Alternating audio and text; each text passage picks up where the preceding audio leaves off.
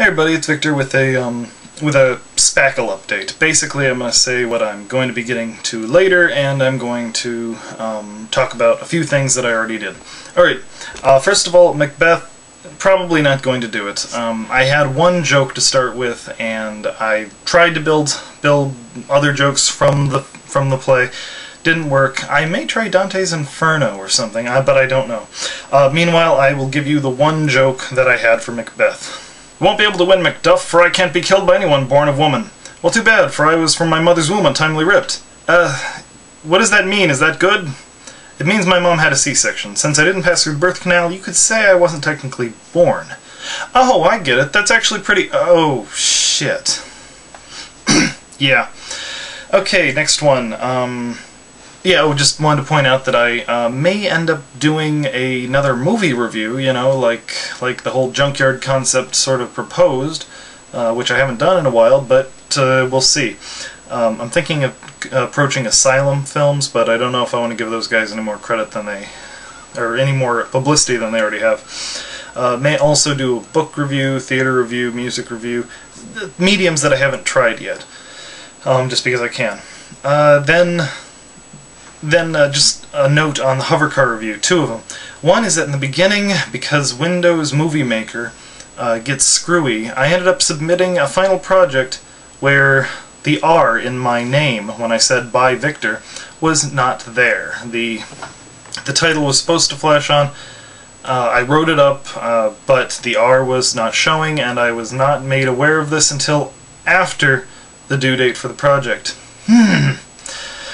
As for the ending, 19 people made it to the ending last I checked, or at least even to the second part of the Hovercraft review, and I do not blame you. It was a boring thing. At the end, though, I did a theatrical thing where old Victor talks to young Victor, and to play old Victor, along with an eye patch and a poncho, silver poncho, or something, I forget what it's called. I also had white spray, or white hairspray.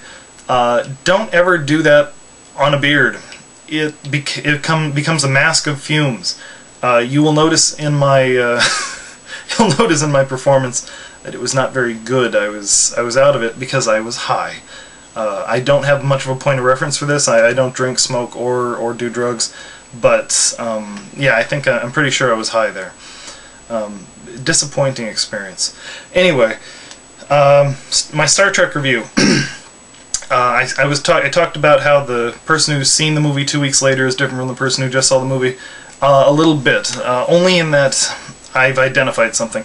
There was something throughout the film that always seemed to bother me, but I didn't know how to peg it down, and I have. Basically, it's that in the film the writers had a lot of points they wanted to reach, and a lot of the times they did this very well.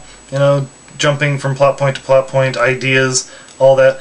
But there were a lot of points where the whole structure of the film seemed very rickety.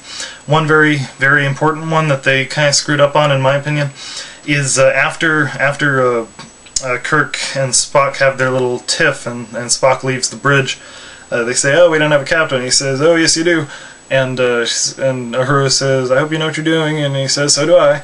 Well, you know what? They wouldn't have accepted that. I just can't imagine them accepting that. He just drove their captain insane by taunting him viciously and sophomorically.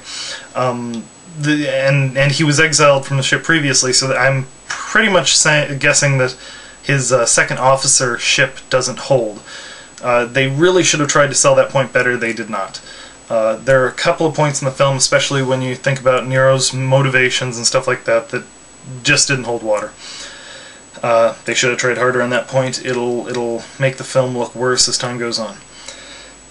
My comics review, I didn't want to go over 10 minutes. I'd already done like 3 videos that went into 2 separate videos, and that's too much to ask people to watch of me talking. I don't have particularly low self-esteem, but I still don't think I'm worth listening to for 15 minutes. So yeah, there was one other reason for the comics review that I might have pointed out, but it wasn't really a solid reason why I would have left. But lazy artists. Basically, Marvel has got Greg Land. Greg traces his artwork a lot of the time from pictures of models or pictures of porn stars or something. It's pretty pathetic to see him not only use those, but to use them again and again. He has multiple poses that are reused. Barely any changes. His characters change facial structure and hair panel to panel. It's ridiculous. That's lazy, and I don't know why they still employ him. It's like they have no standards. Ed Benes, whatever. He's kind of DC's. He's only lazy because he can only draw three people. He can draw a white male and a black male, and he can draw a white woman. He just changes the skin color, hair, and costumes to show which character is which. They like him because he has a crisp art style, and the women he draws are pretty sexy, but they're all the same woman. It really gets boring after a while to look at that. Apologies to Adam Hughes. I used some of his artwork to show the over-sexualized covers and everything. The fact is, when you compare him to guys like that, you know, Ed and Greg, he's an artist. You know, he makes, you know, really great, sexy, interesting pictures, and he should be applauded for that. He at least adds some validity to the cheesecake covers and pictures. Well, I don't want to let this run on too long, though I think I already have. So yeah, those are just a few of the thoughts I've had. I'm gonna try to come up with something in the next couple of weeks, but I don't know how much or what kind of stuff I'm gonna be updating with yet. Meanwhile, have a good week, have a good day. Enjoy whatever you're doing and whatever you plan to be doing. Good night.